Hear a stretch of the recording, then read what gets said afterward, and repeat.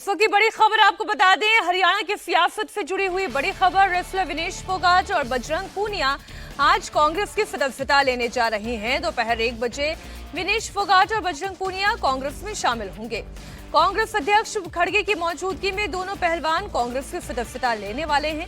ये दोनों रेसलर्स इससे पहले राहुल गांधी से मुलाकात कर चुके हैं। केसी वेणुगोपाल से भी इनकी मुलाकात हो चुकी है। तो ये तो तय था कि बहुत जल्द इनकी कांग्रेस में एंट्री होने वाली है, लेकिन सवाल इस बात को लेकर, शोएब रजा हमारे सहयोगी जुड़ चुके हैं, लेकिन सवाल इस बात को लेकर कि क्या ये चुनाव भी लड़ेंगे शोएब? बिल्कुल, देखिए मीनाक्षी, पहले जो बातचीत हुई थी, जो हमें जानकारी मिली, उसके मुताबिक यही था कि पहले सिर्फ बजरंग पूनिया को चुनाव लड़ना था और उसी को लेकर विनेश फोगाट भी या जो दूसरे जो लोग हैं वो ये कोशिश कर रहे थे कि बजरंग पूनिया चुनाव लड़े। लेकिन जिस दिन मुलाकात हुई राहुल गांधी और केसी वेणुगोपाल से विनेश फोगाट और बजरंग पूनिया की, उसके बाद हमें जानकारी मिली कि विनेश फोगाट की जो भूपेंद्र हुड्डा है उनसे भी मुलाकात हुई और भूपेंद्र हुड्डा की तरफ से कहा गया कि विनेश फोगाट भी आगे आकर चुनाव लड़े। हालांकि वो पहले तैयार नहीं थी, लेकिन अभी खबरें आ रही है कि शायद वो भी मन बना रही है।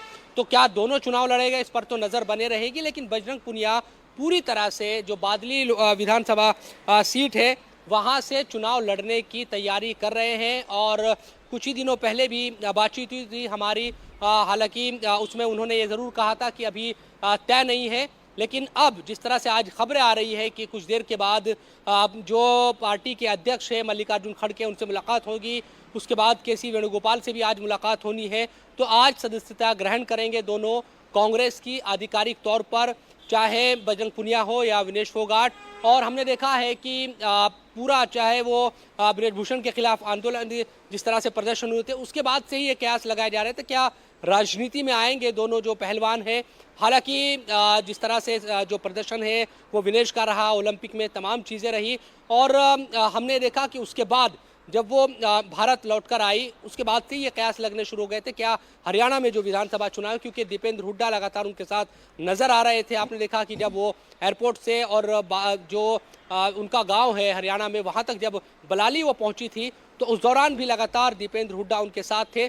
तो ये कयास लगने शुरू हो गए थे कि शायद कांग्रेस भी चाहती है कि ये दोनों चुनाव लड़े और इनका कहीं ना कहीं राजनीतिक जो फायदा है वो कांग्रेस की तरफ से लिया जाए। वो तो पॉपुलैरिटी तो विनेश फोगाट की है, खासतौर पर ओलंपिक में जिस तरीके का उनका प्रदर्शन रहा, इसमें तो कोई दो राय नहीं है कि इनकी पॉपुलैरिटी को कोई भी पॉलिटिकल पार्टी क्यों नहीं भुनाना चाहेगी। अब वो कांग्रेस पार्टी करना चाहे तो अलग बात है।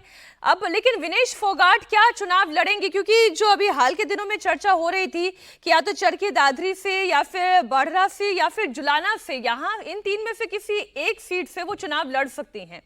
क्या ऐसी संभावना दिखाई दे रही है?